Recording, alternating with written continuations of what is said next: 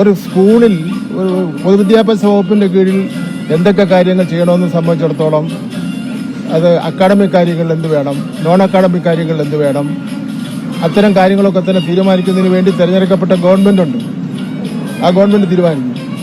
അല്ലാതെ ഇന്ന കാര്യം ചെയ്യണമെന്ന് ആജ്ഞാപിക്കാൻ വേണ്ടി ആരെയും ചുമതലപ്പെടുത്തിയിട്ടില്ല.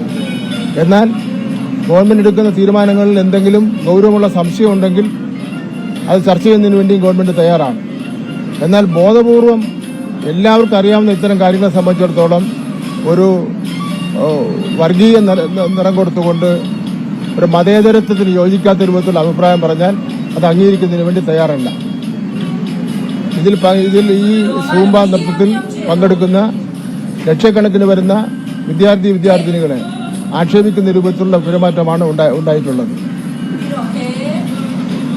എന്ന് മാത്രമല്ല, ഇപ്പോൾ സ്കൂൾ യൂണിഫോം അതിനെ സംബന്ധിച്ചിടത്തോളം ഉടനേതൊരു വിവാദം.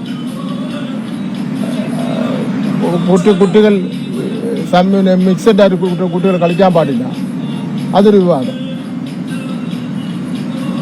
കുട്ടികളുടെ ഡ്രസ് കോഡിനെ സംബന്ധിച്ചിടത്തോളം കായിക താരങ്ങളുടെ ഡ്രസ് കോഡ് നിശ്ചയിക്കുന്നതിന് വേണ്ടി കായിക താരങ്ങളുടെ അസോസിയേഷൻസ് ഉണ്ട്, ഗവൺമെന്റ് ഉണ്ട്.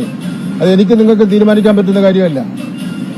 സ്കൂൾ യൂണിഫോമത്തെ സംബന്ധിച്ചിടത്തോളം സ്കൂളിലെ PT ആണ് തീരുമാനിക്കുന്നത്, അല്ല വേറെ ആർക്കും ആജ്ഞാപിച്ചാൽ അതൊന്നും നടപ്പിലാക്കാൻ വേണ്ടി പോകുന്നില്ല. ചില ദിവസങ്ങളിൽ പരീക്ഷ നടത്താൻ വേണ്ടി പാടില്ല, ന്യായമായ ദിവസങ്ങളിൽ പരീക്ഷ നടത്താതിരിക്കും, അതിനൊരു സംശയമില്ല, ന്യായമായ ദിവസങ്ങൾ. അതേസമയത്ത് കഴിഞ്ഞ പരീക്ഷ സമയത്ത് ഒരു കൂട്ടൻ്റെ അടുത്ത് വരികയാണ്, ശനിയാഴ്ച പരീക്ഷ നടത്താൻ വേണ്ടി പറ്റില്ല. ശനിയാഴ്ച പരീക്ഷ നടത്താൻ വേണ്ടി പറ്റില്ലെന്ന് പറഞ്ഞാൽ ശനിയാഴ്ച ഞങ്ങൾ പേപ്പറും പേനയും തൊടുവില്ല എന്നുള്ളതാണ്.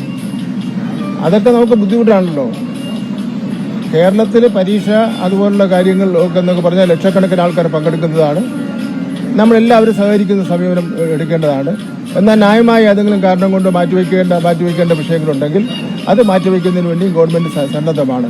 ഗവൺമെന്റ് എല്ലാ കാര്യങ്ങളിലും ന്യായമായിട്ടും ഉചിതമായിട്ടുള്ള തീരുമാനം എടുക്കുന്നു എന്നുള്ളത് കൊണ്ട് ഇത്തരം കാര്യങ്ങൾ ആകെ തന്നെ എതിർക്കുന്ന സമീപനം എടുത്തു കഴിഞ്ഞാൽ നമുക്ക് മുന്നോട്ട് കൊണ്ടുപോകാൻ ബുദ്ധിമുട്ടാണ്.